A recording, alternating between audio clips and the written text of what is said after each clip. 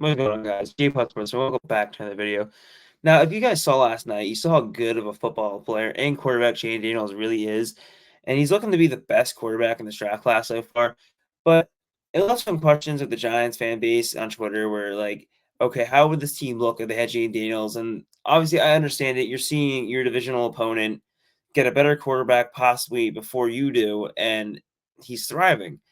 But it doesn't take away the fact that Malik Nabers is proving that he's a franchise player and he's kind of bringing an identity to the Giants, and he's becoming a real star in his first 3 games. And obviously, he's not a quarterback, so it doesn't go as noticed. Obviously, it's going noticed, but it's not going as noticed as if he was a quarterback making all these plays because a quarterback is the most important position probably in any sport. So that's always going to drive the attention of the media. But let me just put in perspective for you that Malik Nabers is the first player in NFL history with at least 20 receptions and 3 touchdown catches in his first 3 career games. Neighbors' 23 receptions are tied with Anquan Boldin's 23 receptions in 2003 for the second most receptions by a player in their first 3 games.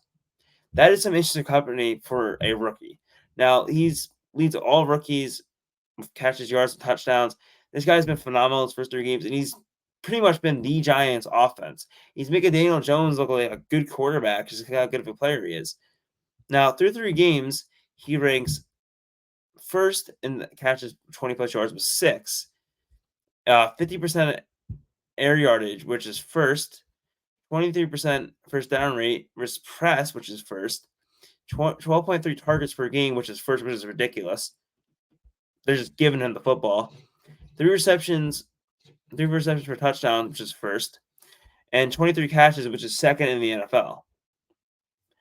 Now, there's only probably a handful of rookie receivers that I can't even think of them, but I'd have to go look at that would even have numbers like that. I think pretty sure he's like shattering records like every week.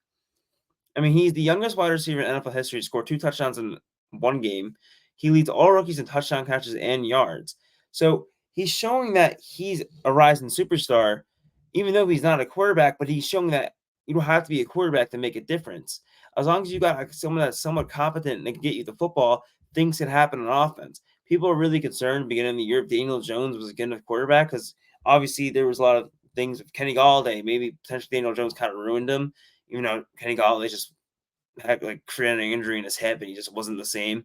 And the Giants still signed him. Kadarius Toney, he looked promising for us, but obviously he is not as good as we thought anybody would be. So when you get a guy like Malik Nabers, it really goes to show you how much of a difference a player like that can make and why he's picked 6 overall. Now he's looking to be a top 5 receiver in these first 3 games. I'm not saying that's what he's going to be at the end of the year, but the first 3 games, he's a top 5 receiver. He also ranks 4th in yards, which I didn't say that. He ranks 4th in yards among all receivers right now.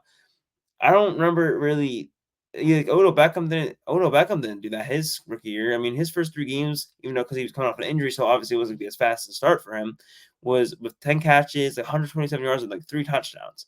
So obviously Malik Nabers is off to an increased start than Odell Beckham was, obviously because he was more healthy in the beginning of the season. Maybe that impacted a little bit, but he's looking like the next Justin Jefferson, perhaps. Like he's able to carry a team as a receiver, which is very rare to find a guy that's not a quarterback that can carry a team.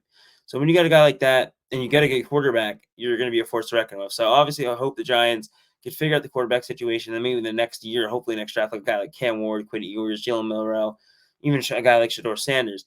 But let's talk about how good Jane Daniels is too, because that's the whole point of this video, and obviously Giants fans want to know what would they be like if they had this guy.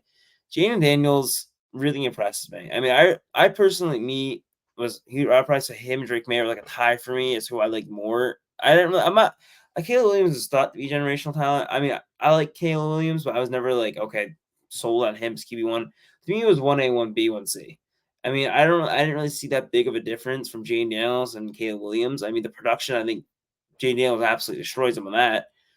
I mean, I think he was like the first college quarterback to have like 3,500 passing yards plus and 1,000 rushing yards, like 40 touchdowns, which is actually ridiculous. Not only is he a fast quarterback, he's a cannon for an arm of pinpoint accuracy. The guy doesn't throw passes. He is the first player ever to have 250 passing yards, 2 passing touchdowns, 1 rushing touchdown, and a 91.3 completion percentage in a game.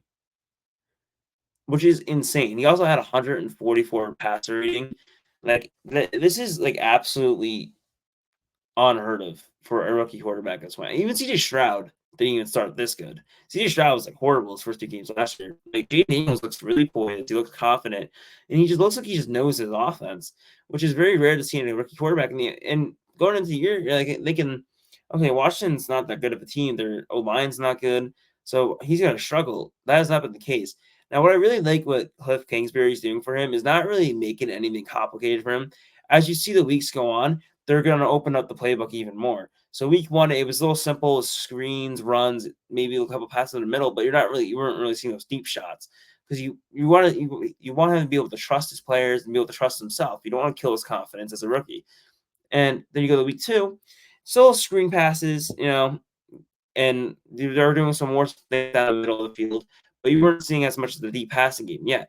Then you get to week three, I think he had like 3 passes over 40 yards. I mean, he was dialed in. He was making every throw. Obviously, the Bengals don't look this good this year, but it doesn't take away how good Jay Daniels has looked. So that's a really positive sign for Washington Commanders fans. Obviously, not for Giants fans, Eagles fans, and Cowboys fans, because this guy is looking like the best quarterback in the NFC East. And when you have the best quarterback in the division, you're most likely to be running for the division every year. He also has no turnovers through 3 games, which that's how you win football games, and that's why the 2-1. The Giants didn't have a kicker, and they should have won that game, but they won the game because they had no turnovers. The Giants had one. Like, that's not a point to that game where Devin Singletary has the fumble. It's a fumble who says even comes down to a kicker or a drop pass. He also has 118.8 passer rating and 80.3 completion percentage in his first 3 games. I mean, it doesn't get much better than that. That looks like a top 10 quarterback right now. And he leads all rookies in quarterbacks, touchdowns, completion percentage, and passer rating. And he also has a 2-1 record. Leads all rookie quarterbacks in wins, touchdowns, I think rushing yards, rushing touchdowns, and passing touchdowns. And he has no picks. So no picks, he has 1 fumble. They don't lose the ball. The Commanders have no turnovers on the year. So it makes sense to be 2-1. But yeah, so I mean, you could say, okay, Nabers, he's not Jane Daniels, not a quarterback, but it's really either or at this point. Obviously, if you had the choice to do it again and the Giants had the second pick, they're probably going Jane Daniels. That's just the name of the game. You gotta get a quarterback, but I'd be crazy to say if I wasn't happy to have Malik Nabers as the franchise player right now.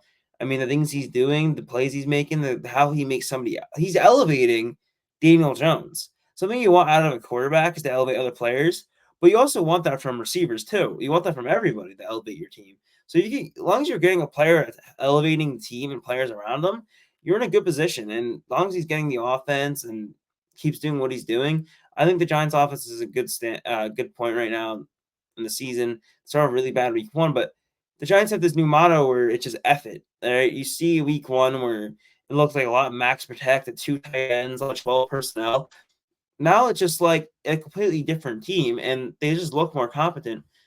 And it's good to see the Giants are figuring out offense, and the Commanders too. These are the 2 teams that have been pretty much a laughingstock of the NFC East. So Commanders found the new RG3, and the Giants found the new OBJ. So it's really a win-win for both teams. This video isn't about like really, oh yeah, I'd rather have this guy or this guy. I mean, I'm just pointing out the facts of it doesn't really matter who you have. They're both difference makers and really good football players. So they'll probably be the 2 rookie of the year candidates that are the most likely to win it, and probably 2 Pro Bowl candidates. So yeah, these are really good players, and it's hard not to have fun watching them play. And obviously, it could sting a little bit not to have a franchise quarterback like that, but it also could sting not to have a franchise receiver. We've seen how it was the last 6 years. That's the last I know back. I mean, it was really hard to watch. The offense is horrible.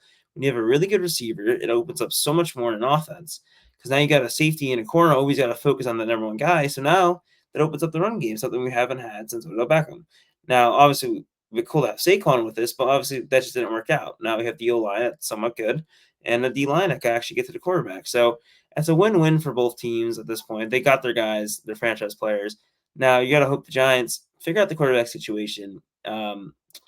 I'm not going to root to lose. I never do that because look at the Jaguars, for example. They intentionally lost, and now they pay Trevor Lawrence, and now he looks like garbage.